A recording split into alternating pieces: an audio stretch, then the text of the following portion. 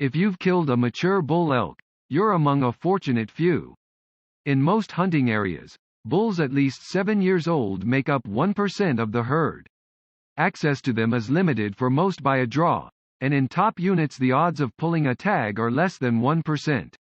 The good news: you needn't draw into a trophy unit or kill a record book bull to succeed as an elk hunter. But you must do a few things right. When I shot my first bull 40 years ago, 1 in 7 hunters filled their tags. I suspect that's still a fair average estimate across the West. However, private land outfitters and controlled access hunts that require years of preference points now skew those figures. Opportunities to shoot elk, on the other hand, are more common these days. As hunters confess blunders less eagerly than they recount kills, it's hard to know how many elk would fall if hunters made no mistakes. Perhaps the elk keep track. Elk Lessons 1. Mistake. Chief among failings, according to outfitters, is a hunter's sorry state of physical readiness. Elk country isn't all steep, high, rocky, and strewn with jackstraw timber, but that's often where hunted elk go. Saying, "I'm just a little slow," doesn't negate the fact that elk are not slow. They live in big places and cover distance very quickly. Play button lesson. At a minimum, walk or jog for several weeks prior to your hunt to get your legs and lungs in the best shape possible. 2. Mistake. Many riflemen shoot poorly without a bench. Over the years, I've muffed several shots that seemed at the time to be too easy to miss.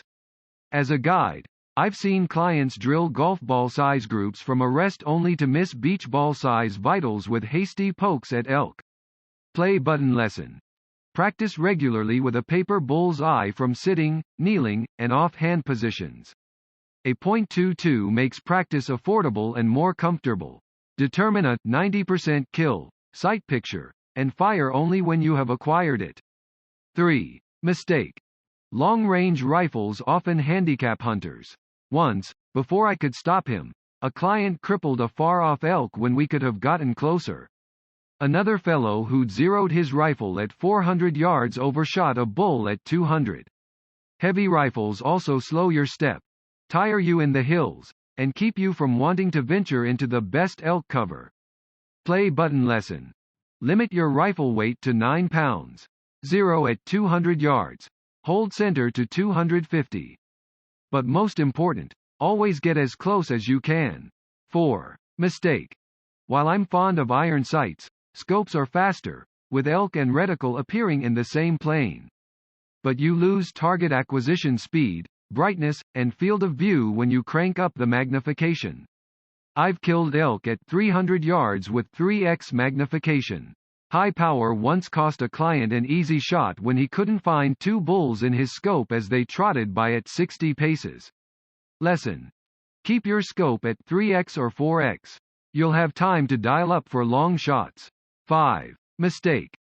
Often on elk hunts, a good option can scuttle a better, easier one. Topping a ridge long ago, I glassed across a draw at meadows and second growth that screamed elk. A few minutes later, as I glassed the slope, a twig snapped close by. The bull that had stood there surely wondered why I didn't fire before it bolted. Play button lesson. Look near before you look far. 6. Mistake. Elk hear well but dismiss some noises.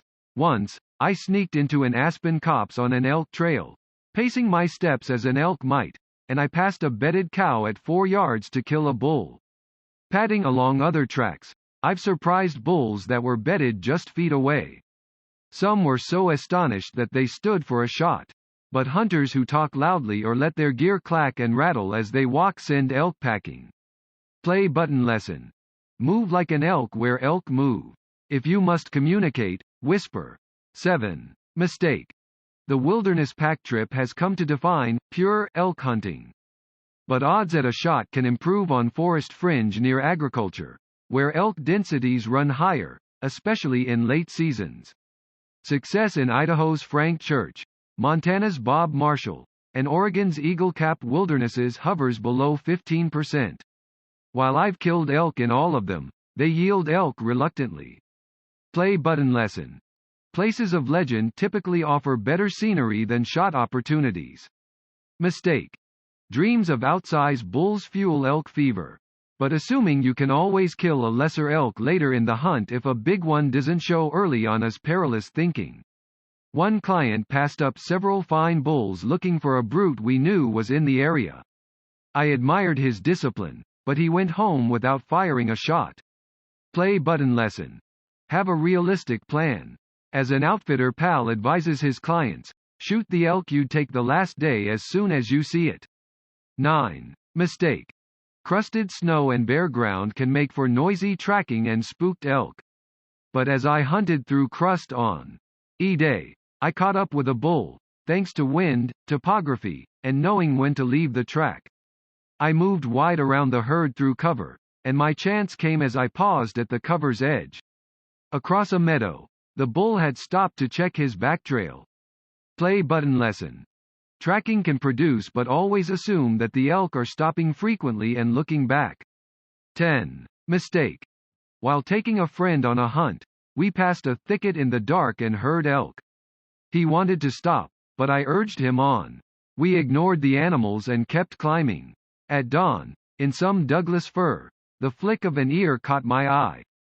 The bull fell to his .300. Play button lesson. Hiking past elk early puts you where elk don't expect hunters to be. Don't stop in the dark to listen for elk. They'll spook. Hike purposefully. The elk will let you by, and you'll shoot one later. 11. Mistake. Many years ago, when bugling to attract bulls was still a novelty, a pal insisted on shadowing a herd bound for shade at dawn. The bull thought him a pest and left. That afternoon I probed the timber silently toward a sometimes vocal elk. At last I glimpsed him long enough for a shot. Play button lesson. Rutting elk sometimes respond to a bugle by moving away. Still hunt toward a noisy bull, and be aware that he might lie beyond alert cows.